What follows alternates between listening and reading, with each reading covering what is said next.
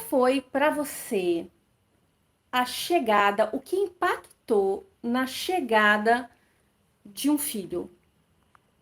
Primeiro, que eu sei que é um momento diferente o pós-parto, um bebezinho impacta de uma forma. O que mudou na sexualidade e no relacionamento de vocês com a chegada de um bebê? Quem aqui tem filhos de outro relacionamento? Só pra eu saber. E quem aqui já terminou relacionamento por causa de filhos de outro relacionamento? Primeira coisa, maternidade. Quantos anos você tinha quando a Ju nasceu e quanto tempo de casado? Quando a Ju nasceu, eu tava É, com 15, né, 45. Eu tenho que fazer conta aí, cara. Pera aí. Eu tava com 30 anos, é isso? mais ou menos Mais ou 30 menos 30 anos anos e 5 anos de e casado. 5 anos de É, casado. e foi planejado, beleza? Foi planejado. Vamos ter um filho quando tiver um apartamento. Ó, que legal. Planejaram. Planejamos. Como era a vida sexual de vocês antes da filha? Ativa. Ativa, legal. Legal, motel pra lá, motel pra cá. Até na gravidez foi legal. E aí? E quando a Ju nasceu? Aí quando a Ju nasceu, aí as coisas começaram a mudar, né? A gente passou por problemas emocionais, depressão pós-parto. E aí, eu como homem e filho do evangelho, você fica tentando achar caminhos para ajudar, formas. Eu lembro que tinha dias que eu me ajoelhava diante de Deus e falava: Deus, eu não tenho mais o que fazer. Porque depressão pós-parto. Porque se fala muito, tá falando demais. Se não fala, não tá dando atenção. Tá falando demais, você não Se ouve. você pergunta, se você Se oferece. interessa, ó, vamos isso, vamos no psicólogo, vamos no psiquiatra. Eu sempre busquei por isso. E aí eu só tomava pancada, pancada, pancada. Chegou uma hora, cara. Chegou um dia na sala da minha casa lá, eu lembro como se fosse hoje. Tava eu chorando, orando, a Júlia, bebê, chorando, todo mundo chorando, orando, para que as coisas mudassem. Porque a depressão pós-parto ela veio com A Ju já tinha uns 2 anos. 2 aninhos ali e tal. Então, não foi só depressão pós-parto. Ela realmente teve a depressão pós-parto, continuou deprimida, o quadro dela de depressão se manteve. Se manteve. E aí, cara, dentro do relacionamento, você começa a buscar formas, armas. Vamos apimentar a relação. Como é que foi essa busca de melhorar a sexualidade? Sua libido. Vamos primeiro pelo homem. A sexualidade do homem.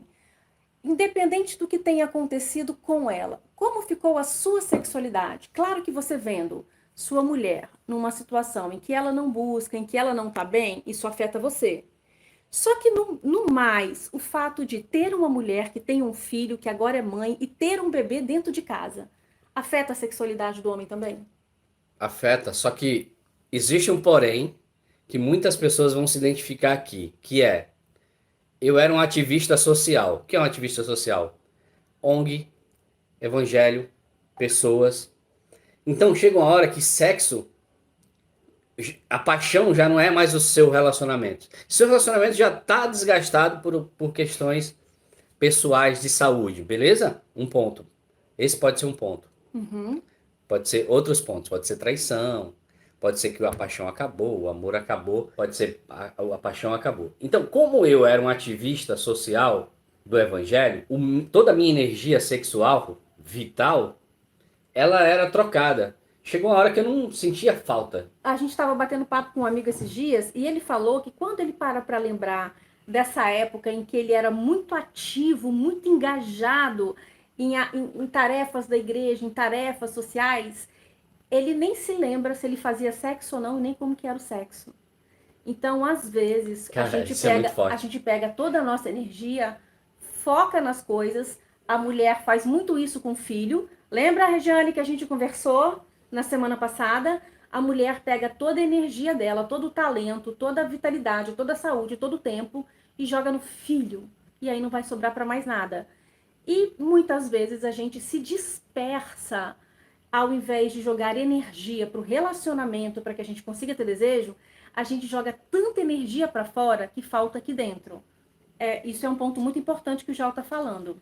E quando o Thiago falou isso pra gente, vocês conheceram ele aqui, deu aula, ele falou, e eu achei muito interessante, ele falou que não lembra. O cara toca na igreja, canta na igreja, faz o evangelho, ele não lembra de como ele fazia amor, pô.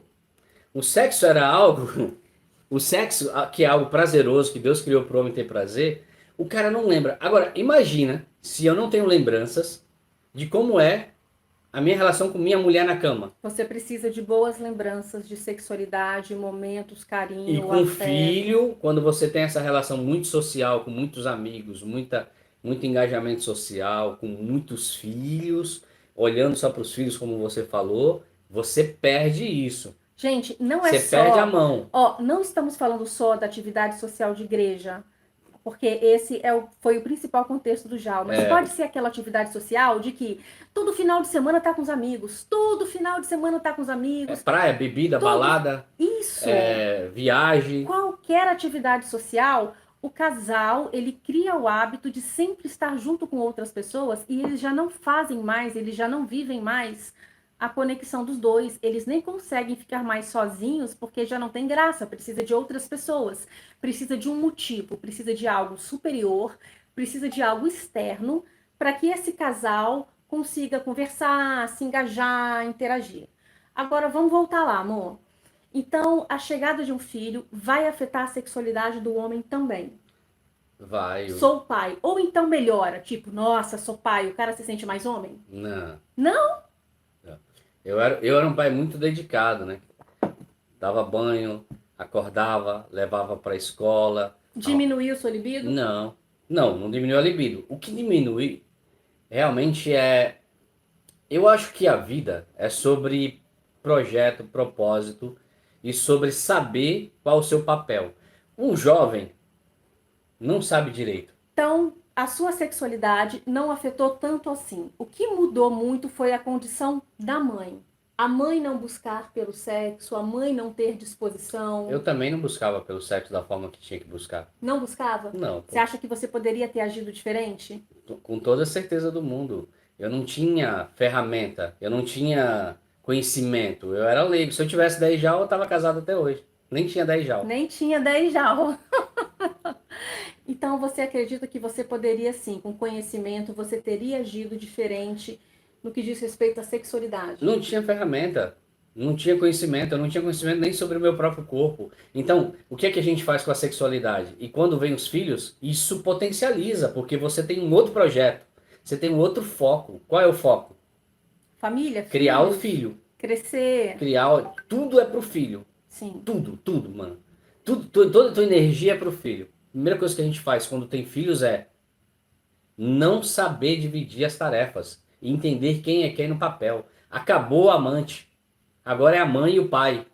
E pai e mãe não transa. E aí? Deu para resgatar isso à medida que ela foi ficando maiorzinha, com os 4 anos? Deu uma melhorada? Aí sim, aí deu uma melhorada. 4 para 5 anos as coisas começaram a melhorar. A gente tentou apimentar, mas a gente já tinha um histórico desgastado, né? Chegou uma hora que a gente só olhava assim um pro outro, na amizade, porque não tinha briga. Não era uma relação Não, ruim. não, o pau não quebrava não. Era uma relação normal, assim.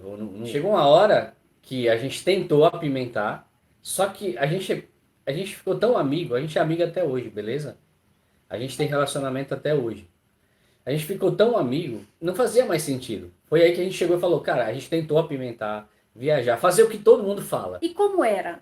Era bom? Era diferente? Trazia conexão? Era muito bom, mas já tinha outras coisas essenciais que tinham perdido. Era muito bom Um momento. enquanto carne, né? Porque, pô, tu não tem nada.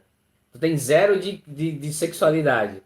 E aí você tem um pouquinho mais na hora de apimentar, porra, melhorou muito, né? Cresceu demais. Você acredita que se ao invés de ter buscado apimentar essa relação em momentos assim esporádicos, se vocês tivessem criado uma rotina diferente, vocês teriam mantido um vínculo sexual mais forte? Seria possível através da mudança de rotina? Porque assim, Eu acredito que a maior parte do tempo vai ser rotina. eu acredito que uma mudança de rotina e um amadurecimento mais rápido em relação a algumas frentes da vida, talvez tivesse conectado a gente. É assim que eu vejo.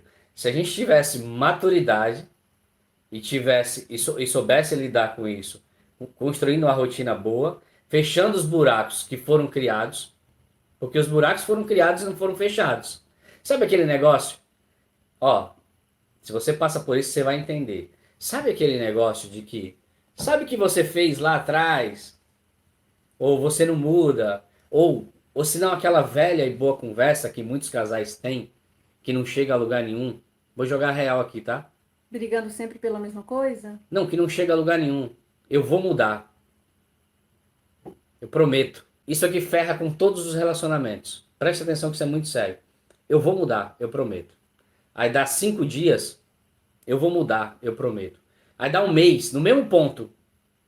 Quando a gente erra, é normal. A gente vai errar. A gente vai errar. Mas continuar nos mesmos erros por muitos anos, não tem como não afetar o relacionamento em todas as esferas. Sexual, com os filhos, com as finanças e etc. Então o que acontece? Se começa a ter promessa e começa a não haver mudança, o abismo só aumenta.